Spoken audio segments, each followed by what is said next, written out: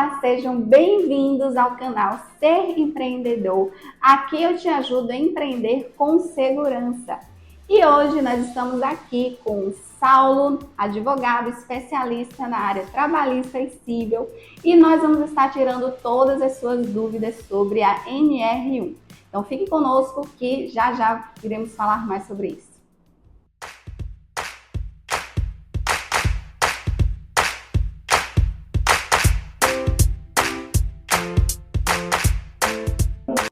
Saulo, obrigada por mais uma vez estar aqui, ter atendido o nosso convite e para estar tirando a dúvida do pessoal, né? Eu acho que a principal dúvida que a gente pode estar falando aqui é o que são essas NRs, né? Explica um pouquinho para a gente, eu acho que tem muita gente que nem sabe o que é isso. Com certeza.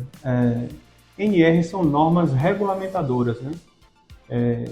Criadas pelo Ministério do Trabalho e Emprego para garantir a segurança e a saúde do trabalhador, né?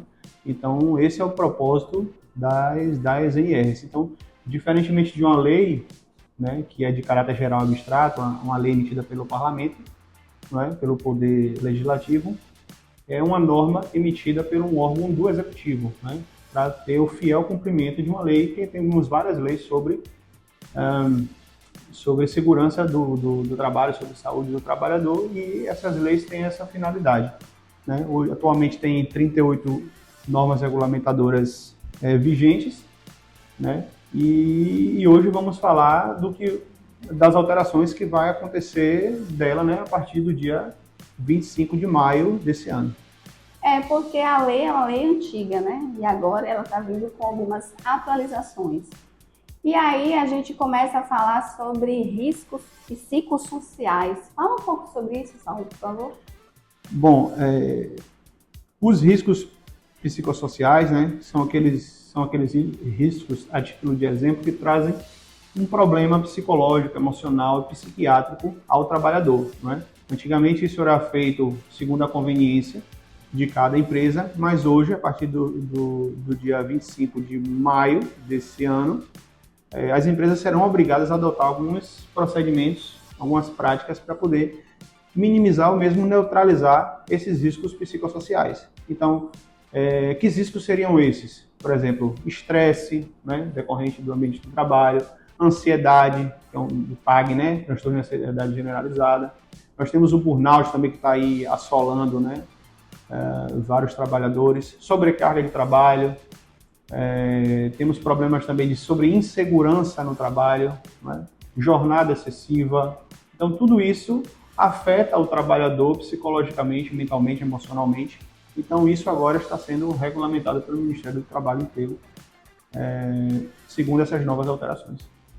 E como esses riscos eles serão avaliados? Como é que o empregador ele vai conseguir avaliar esses riscos para os seus funcionários? E como ele vai identificar isso? Bom, geralmente é o quê? Ele vai contratar uma empresa especializada, né, em segurança do trabalho, e normalmente quem faz é o engenheiro do trabalho ou técnico de segurança do trabalho, que vai implementar as medidas, vai identificar esses riscos, não é? E vai implementar aquelas medidas. E o instrumento para isso é o chamado PGR, que é um documento que chama de Programa de Gerenciamento de Riscos. E esse programa de gerenciamento de riscos ele vai identificar os problemas, e aí não só psicossociais, tá? Então, esse PGR é um documento mais completo que ele vai avaliar tanto os riscos físicos quanto os riscos psicológicos, né? Riscos físicos seria o quê? Calor, frio, ruído, vibração, radiação, tudo isso esse PGR avalia. Então, ele faz um inventário, no primeiro momento, desses riscos, tanto os riscos físicos e ambientais quanto os riscos psicológicos ou psicossociais, e depois ele elabora um plano de ação baseado naquilo que ele identificou para poder minimizar ou neutralizar esses riscos que foram identificados. E todas as empresas, elas são obrigadas por lei a fazer esse PGR? Não, nem todas as empresas são obrigadas a fazer o PGR, porque o PGR é um instrumento mais formal. Então, algumas empresas são isentas disso, não é? Mas não quer dizer que ela não tem que ter a preocupação com a saúde emocional do trabalhador, que é o assunto de hoje, né? Saúde emocional e saúde psicológica. Então ela está dispensada de fazer o PGR porque é um documento formal, mas ela tem que cuidar da saúde do seu trabalhador também. Então empresas como MEI, IEPP, ME, são empresas que são dispensadas se não foi constatado um risco de exposição relevante desses agentes nocivos. Então, se ela não oferece um risco, então ela está dispensada de fazer isso. Então, não são todas as empresas que precisam fazer isso, mas elas têm que cuidar da saúde do seu trabalhador, sim. Porque uma determinação da N1, com essa nova alteração, é que as empresas têm que avaliar a saúde do trabalhador, a saúde emocional. E para essas empresas, Saulo, que não estão obrigadas a fazer, né, ter esse acompanhamento, fazer esse programa, como elas vão avaliar esse funcionário, como é que vai identificar esses problemas? Se ela não tem essa obrigação, ela vai ter que fazer por conta própria, como é que vai funcionar? O ideal mesmo é que contrate, caso ela queira avaliar, uma empresa especializada, mas toda vez que ela vê um subordinado, né, um trabalhador em uma situação dessa, de uma vulnerabilidade, de uma fragilidade, ele deve encaminhar primeiramente, né, ao médico do trabalho para fazer exames, para fazer avaliações, e com isso ele vai implementando aquelas medidas para poder diminuir ou mesmo neutralizar esses riscos aí, entendeu? Então, ou ele contrata uma empresa especializada, ou ele faz uma avaliação pontualmente. E quais os sinais que os empregadores, né, no caso os gestores que estão à frente dessas pessoas, como o dono dessas empresas, eles podem estar orientando os seus gestores, né, a ficarem mais atentos para esses sinais, porque o funcionário ele sempre vai dar um sinal de quando ele está em burnout ou quando ele está realmente ali no limite dele, né? E como é que as empresas podem, né, fazer esse acompanhamento, esse gerenciamento com os seus liderados, né, se não for o próprio dono que acompanha isso, com os liderados deles? Certo, né?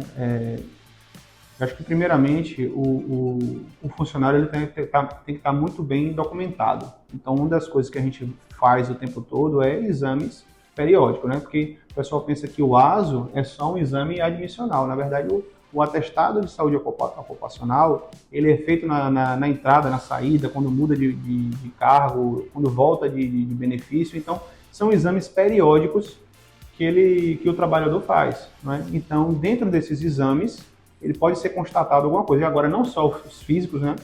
O quadro clínico dele físico, agora também deveria acrescentar um quadro psicológico, né? Para ver como é que ele está, como é o andamento. E a liderança tem que ficar atenta a qualquer variação, qualquer mudança que ocorrer. Por exemplo, se você vai ver, tem muita rotatividade em um determinado cargo, se a pessoa está faltando muito, está chegando muito atrasado, o que está acontecendo, entendeu? Então, essa preocupação que o gestor, né, quem está envolvido na liderança de uma equipe, deve ficar atento. Explica um pouco para a gente, Saulo, sobre a necessidade de demissão. O empregador, ele identifica que tem um funcionário que ele precisa demitir e, de repente, ele não sabe, né, ou não foi apresentado nenhum problema ali até o momento da demissão e depois for constatado que ele vinha com alguma depressão, ele vinha com problemas diversos, né, referente ao trabalho. Como é que o empregador ele vai se cobrir referente a isso, né? Porque as demissões vão continuar existindo. E aí, no momento da demissão, de repente, o funcionário aparece com uma depressão ou com, sei lá, alguma doença, né, psicossocial. E ele vai acusar ali na hora. É como se fosse demitir alguém, Saulo, e a pessoa aparecesse grávida. Sim, entendi. Né? Então, como é que o empregador ele pode, né, se posicionar diante disso? Ele vai não demitir ou ele demite mesmo assim? Vamos lá, tem que tomar alguns cuidados quanto a isso aí, né? Porque existe dois benefícios para as doenças. Existe a doença ocupacional, né? E que é aquela que gera o auxílio doença acidentário e o auxílio doença comum. Qual a diferença dos dois? O auxílio acidente, ele é destinado àquelas pessoas que tiveram uma doença ocupacional em decorrência do trabalho, ou seja, foi por causa do trabalho que adquiriu aquela doença. Então, ele já tem aí o período, tem a estabilidade, certo? Então, ele vai ter a estabilidade, 12 meses após a cessação do benefício, ele vai ter essa estabilidade. No caso de doença comum, ele não terá essa estabilidade, mas aí tem um problema, porque pode ser interpretado essa demissão se foi constatado antes que ele tinha uma depressão, por exemplo, e foi mandado embora por conta disso, pode caracterizar a dispensa discriminatória, né? Então, a dispensa discriminatória, além de gerar uma indenização por dano moral, pode gerar multas, pode gerar a reintegração do trabalhador, né, à empresa e o pagamento de todo o retroativo, né, de todos os salários, tudo que ele tinha direito a esse pagamento aí. Então, tem que ficar com muito cuidado em relação a esse tipo de dispensa. O ideal mesmo se ele for dispensar, mas o motivo não pode ser um motivo em relação à doença, ter que ser um motivo técnico, né? Redução de quadros, redução de salários, baixa do faturamento, então tem que ser uma coisa técnica e não em razão disso, porque segundo essa súmula 443 do TST, essa dispensa é presumidamente discriminatória, né? Quando você tem uma doença grave, não é, em jogo, e a súmula do TST fala que é discriminatória. No caso, uma pessoa com câncer, por exemplo, uma pessoa que tem uma doença psiquiátrica, um alcoolista, né?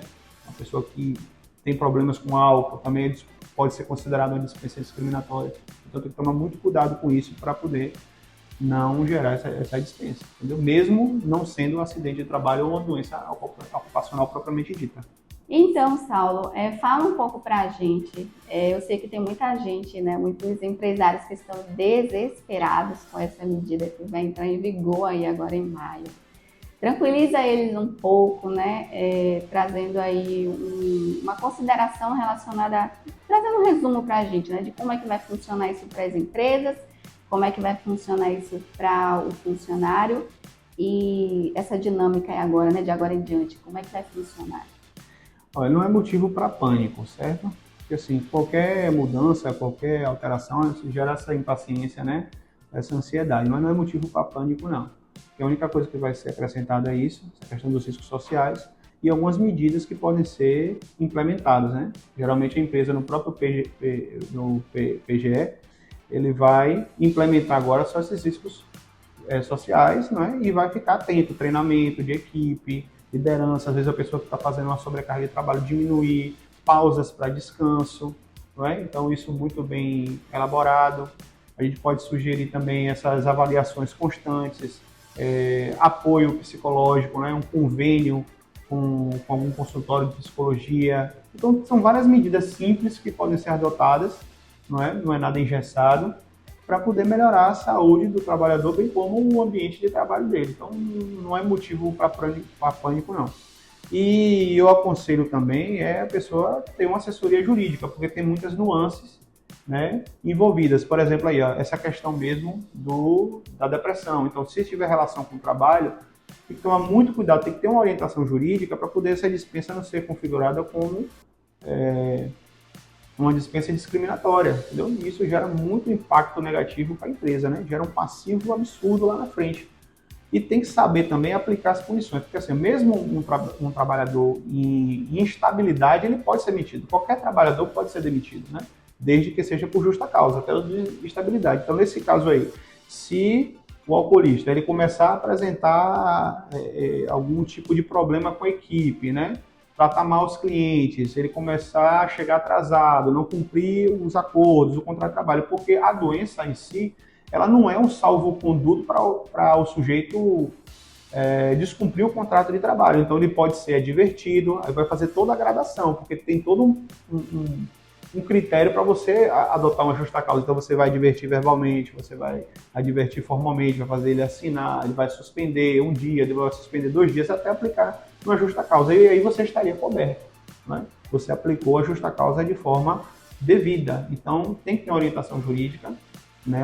Principalmente uma assessoria, porque ela envolve todas as nuances disso, né? Está sempre ali disposto a resolver qualquer problema pontual da empresa. Então não é nenhum bicho de 7 cabeças, certo? Só traz espanto porque é uma novidade. Mais uma dúvida, foi até algo que um dos meus clientes me perguntaram. E se esse funcionário ele adquire uma doença, mas não é lá no trabalho, ele adquire uma depressão, mas é por questões pessoais, ou está ali em estado de burnout também, mas não é nem pelo trabalho, e sim por coisas externas, né, da vida pessoal dele. Como é que a gente vai conseguir identificar isso e a empresa ela vai ser penalizada mesmo que isso não tenha acontecido dentro do ambiente dela? Vamos lá. Em relação a isso, né, a primeira coisa que você tem que saber é realmente se essa doença, se essa depressão, ela ocorreu em decorrência do trabalho ou não. Como você, no seu exemplo, ela decorreu fora do ambiente de trabalho. Vamos dizer, no admissional, né, no aso admissional, então já foi constatado que essa pessoa sofre de problema de depressão.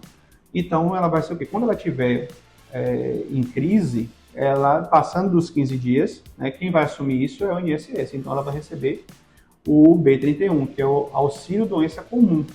Então, ela pode receber o auxílio doença comum e o INSS dali passa a assumir aqueles pagamentos e a integralidade daqueles pagamentos para aquele trabalhador, certo? Então, por isso que não é motivo para mim para ter medo.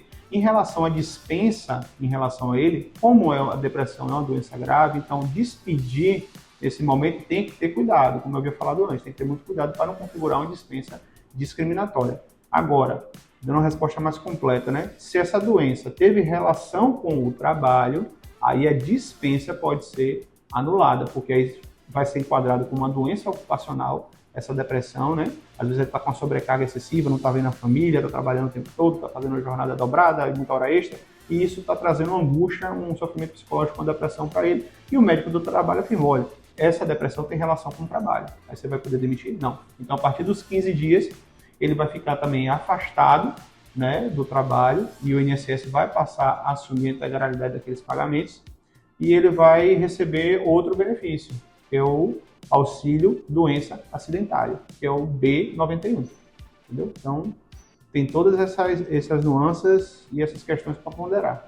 Ou seja, Saulo, não é simplesmente o funcionário ele virar para algum colega e dizer, eu vou dizer que a minha depressão, eu vou dizer que o meu burnout foi daqui da empresa, que eu quero prejudicar meu patrão. As coisas não são tão simples assim, né, quanto alguns podem estar teorizando aí, né? E eu acho que esse é um dos medos dos empresários, de ter esse tipo de funcionário que queira ali se aproveitar de repente, né, por causa até do barulho que a internet está fazendo referente a essa MR, né, referente a essa medida aí que vai entrar em vigor. Então, pelo que você falou aí com a gente, não é uma coisa tão simples assim, né? A gente vai ter ali, através dessas medidas que você explicou, a gente vai ter ali registros que vão comprovar, né? A justiça, ela é sempre através de fatos, né? Você tem que ter ali como comprovar que aquilo realmente aconteceu dentro do ambiente de trabalho. Não é simplesmente alguém achar que pode fazer, ir lá e prejudicar a empresa. Então, quanto a isso, você empresário pode estar ficando tranquilo. E se ainda tem algum tipo de dúvida, né, vocês podem estar consultando um advogado, vocês podem contar aqui com o Saulo, nós vamos estar deixando os contatos dele aqui nos comentários, vocês podem estar entrando em contato com ele e contratando a consultoria dele, ele atende muito bem. Se esse vídeo te ajudou, eu quero te pedir, deixa o like, tá? Nos ajuda aqui a compartilhar, que esse conteúdo chegue para mais pessoas. Compartilha com os grupos de amigos, de familiares, se inscreve no canal, te agradeço que você tenha assistido até aqui. E, Saulo, mais alguma coisa que você queria dizer? Não, só agradecer mesmo, mais uma vez, né, de estar ajudando vocês aqui, é sempre um prazer, eu estou sempre à disposição. Deixa aqui nos comentários para ele saber também, incentivar ele a voltar aqui. E Saulo vem de outra cidade, viu, gente? Fiquem com Deus. Tchau. Até mais.